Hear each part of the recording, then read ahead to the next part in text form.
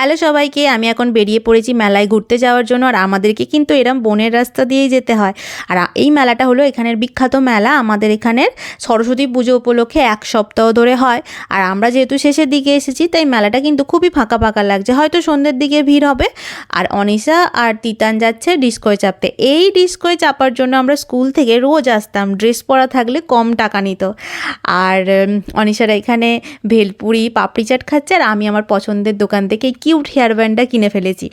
তারপর পাঁপড় আর আচারের দোকানে গিয়ে আচার কিনবো নাকি পাঁপড় কিনবো কিছু বুঝতে পারছি না। হরেক রকমের পাঁপড় আমি কিনে ফেলেছি। আর তিতান এখানে গালকে পিঙ্কু পিঙ্কু করে একদম হাওয়াই মিঠাই খাচ্ছে।